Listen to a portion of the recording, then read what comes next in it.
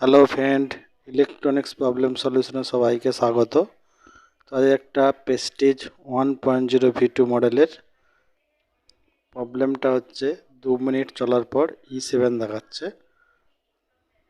তো প্রবলেমটা ভালো করে দেখো, 2 মিনিট চলছে, তারপর E7 দেখাচ্ছে। তো এই প্রবলেমটা কিভাবে সলভ হবে সেটাই তোমাদের কাছে দেখাবো এই ভিডিওর মাধ্যমে। দেখো E7 এসে গেছে 2 মিনিট চলার পর। তো চলুন দেখি কিভাবে প্রবলেমটা সলভ করা যায়। দেখুন, গরম হওয়া বন্ধ হয়ে গেছে, E7 এসে গেছে। তো E7 প্রবলেম কিভাবে সলভ করব সেটাই তোমাদেরকে দেখাবো। তো সেটটাকে ওপেন করে নিই।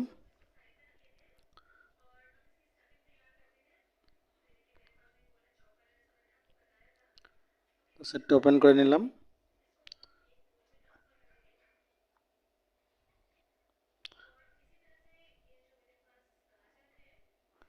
মাদারবোর্ডটা ওপেন করে নেব। E7 প্রবলেমটা মাদারবোর্ড থেকেই হয়। তো প্রবলেমটা কেন হয় সেটাই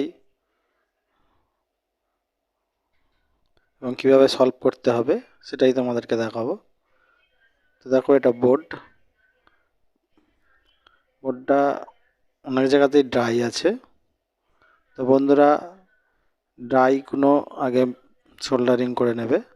কেন ড্রাই এখন এই প্রবলেমটা হচ্ছে, পরবর্তীকালে অন্য ওই ড্রাই থেকে অন্য প্রবলেম আসতে পারে। এই দেখো, সেন্সারটা দেখো পুরো খুলে গেছে ড্রাই হয়ে। এটাই হচ্ছে, ওই জন্যই E7 দেখাচ্ছে।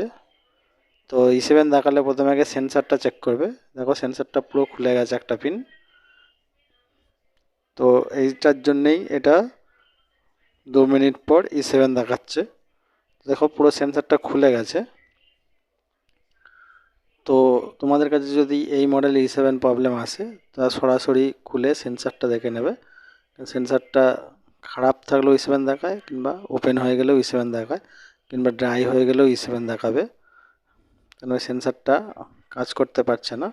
তো ওইটা ড্রাই মারলাম, সোল্ডারিং করলাম, এবং যেগুলো ড্রাই ছিল সেগুলো একটু ভালো করে সোল্ডারিং করে নেব।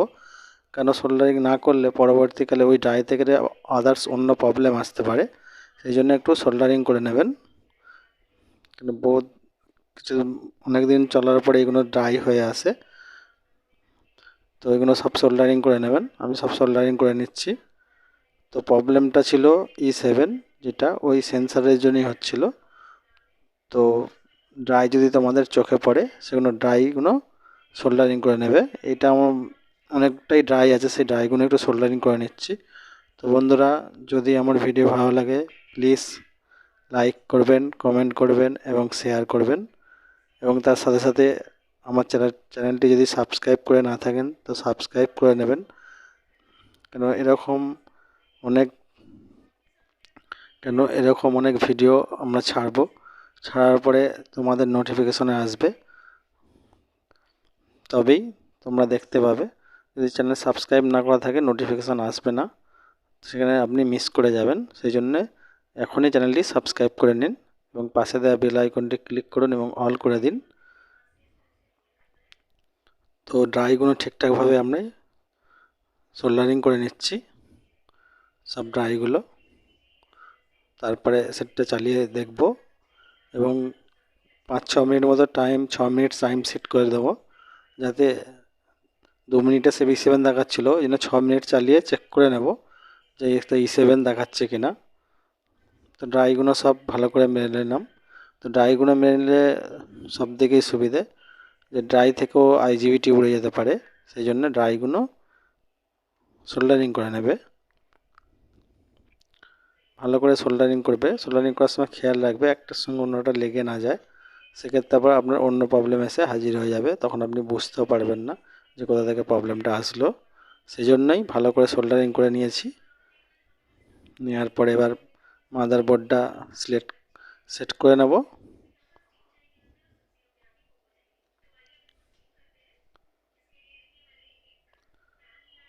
তো বন্ধুরা, আপনারা আমার ভিডিও দেখছেন কিন্তু সাবস্ক্রাইব করছেন না। তো প্লিজ বন্ধুরা, সাবস্ক্রাইব করুন। আপনারা সাবস্ক্রাইব করলে এবং লাইক কমেন্ট করলে আমরা আরও বেশি করে ভিডিও ছাড়তে আগ্রহী হব। তো সেটা তোমাদেরও সুবিধা হবে, আমাদেরও সুবিধা হবে, তাই এক্ষুনি চ্যানেলটি সাবস্ক্রাইব করে নিন এবং পাশে দেওয়া বেল আইকনটি ক্লিক করে অল করে দিন, যাতে আমি ভিডিও ছাড়লে আপনাদের নোটিফিকেশানে চলে আসে। দেখুন এটা স্টার্ট করে দিয়েছি এবং 6 মিনিট টাইমও সেট করে দিয়েছি।